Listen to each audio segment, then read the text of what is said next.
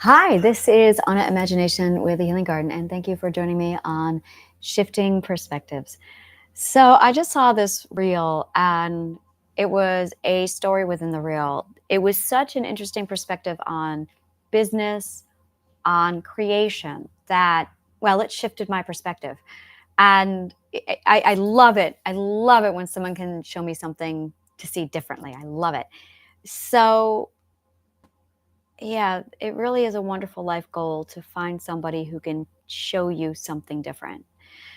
So, this whole reel is basically explaining that it presented the two business sides, the spectrum. The first business side that a lot of us see is we create something thinking, I hope this person will like it. And what we end up doing is we create something that actually is an interpretation of another person's perspective. Now, we might get it right, we might get it wrong, but that's not the point. Is it authentic to you? Most likely not, because you are designing it, trying to fit it to a different perspective, so it's not authentic. The flip side of that, however, is creating something for you, reflecting it like yourself in your perspective, and then putting it out there going, there, this is going to go out there for anyone who likes it. I like it, therefore other people will like it. And when you think of it in this aspect, you've actually catered something for your perspective, and now you have found a magnet to attract all the people who are just like you. So it's like a people magnet of, this is what I like, this is what I want, and I'm going to put it out there. And you can all come take a look at it. And if it's for you, fantastic. And if it's not for you, that's okay too. But this is for my perspective people. And that's it. We all have our own perspective people. There are eight. And knowing who your perspective people are is a big deal because it gives you a massive safe zone, a comfort zone where you can explore your own identity and step out of who you are. You can, it gives you a safe place to step out of the boxes you were put into, the other perspectives. When we say outside the box thinking, what we're actually saying, that's fourth perspective talk. I talk like I'm from the eighth perspective because I am. That's why I have my own lingo. But somebody from the fourth perspective would say, I like outside the box thinking, or this is outside the box thinking. But somebody in perspective six will say, keep your labels off of me. See how this works? It's really cool. So every perspective has their own language. And it all means the same thing, but we're all using different words to express ourselves. And that's creating this massive worldwide communication problem. It's literally the living Tower of Babel. You've got eight perspectives, and you have to find the person with your perspective who speaks your language. That's why we say, oh, you speak my language, because you're of the same perspective. So you're actually on a perspective hunt.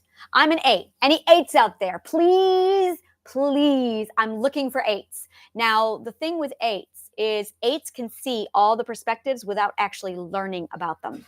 That's an eight. They are the only ones who can see the perspectives, really grasp the magnitude of the spectrums, and they don't need instruction. They can just see them and walk in between. They don't need to learn all the languages because they can hear it themselves. So, perspective eights are people who can see the perspective.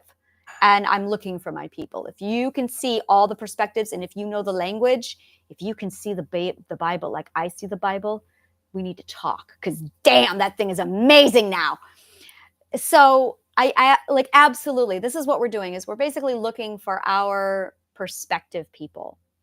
Yeah, that's it. You're looking for your perspective people.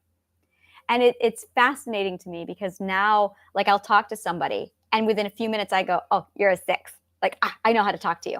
Or I'll talk to a four, and I'll be like, "Oh, I know how to talk to you." I'm an eight, so fours and I do not get along very well.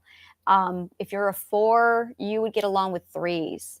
If you're a 3, you get along with nobody. 3s get along with nobody. 3s are the narcissists in the world. All of the bullies are 3s. All of the narcissists are 3s. 3s are the physically and sexually violent ones. Those are 3s. 3s need a lot of love. Now, not all 3s are violent. A 3 is somebody who is hyper independent. That's it, just hyper independent. And the violence comes out when their hyper independence has been violated. So stage 3 is hyper independent, and you have the option of being left alone to be hyper independent, and now it's become people who isolate themselves. Or you are somebody who just learns not to depend on anyone. You're hyper independent and you might be off and standoffish to yourself. Or you are hyper independent and not people are violating your hyper independence. So you become either aggressive or healthily assertive with boundaries. But most people don't assert themselves with boundaries because we're not taught to do that. So instead, people at stage 3 switch over to aggression and violence. And then there's people who want to feel like they control, and that's where sex trauma comes in. That's where sex abuse comes in. They are seeking domination and control because they have to feel like they control a situation. So because they feel threatened by the person that they are raping. So that being said, it's really interesting to see how all the different perspectives play in on each other. So once you understand where your people are, you can start gravitating to your people. Now, if you're a stage 4, you're probably not even watching this video, and that's okay. If you are a stage 4, then you probably, in most cases, are already happy and you have tons of people who are just like you, because stage 4 is that's the patriarchy. Everybody who thinks like, oh, 9-to-5 job, well, that's stage 4. As I said, I mean, I get along with everybody. I really do get along with everybody. But, well, that's because I use all my boundaries properly. That's why I get along with everybody. But it